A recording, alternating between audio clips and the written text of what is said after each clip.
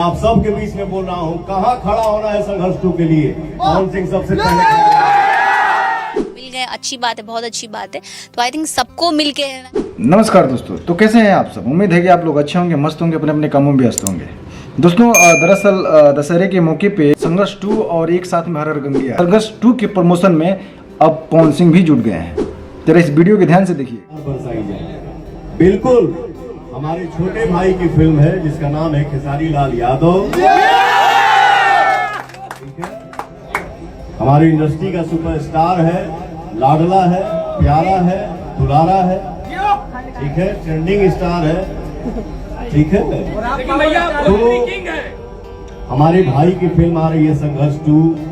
बिल्कुल मैं आप सब के बीच में बोल रहा हूँ, कहाँ खड़ा होना है संघर्ष 2 के लिए। पवन सिंह सबसे पहले। तो इन दोनों ने सारी दुश्मनी भुला के फिर से एक दूसरे को गले लगा लिया है।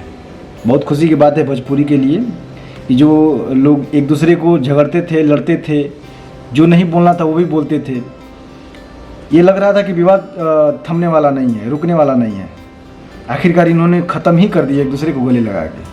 दोस्तों हर हर गंगी को सपोर्ट ना करके संघर्ष 2 के सपोर्ट कर रहे हैं। कुछ इस कदर व्यवहार बन गया, कुछ इस तरह रिश्ता जुड़ गया है कि अपने मूवी को छोड़ के पवन सिंह संघर्ष 2 के भी प्रचार कर रहे हैं, उसका प्रमोशन। बताया जा रहा है कि इस मूवी को एक ही डेट में लॉन्च किया जा रहा है, एक ही डेट में लॉन्च किया जा रहा है। जहाँ तक ये मुझे नहीं लग रहा कि ये सही किया जा रहा है। एक टाइम पे आप लोग लॉन्च करोगे तो थोड़ा सा आखिर में आदमी कंफ्यूज हो जाएगा ना कि किसका मूवी देखें, क्या करें।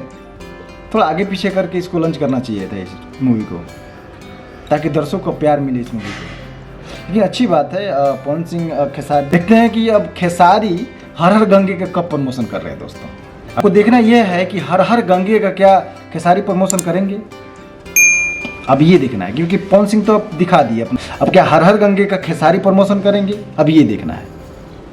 देखते हैं क्या करते हैं खेसारी जी।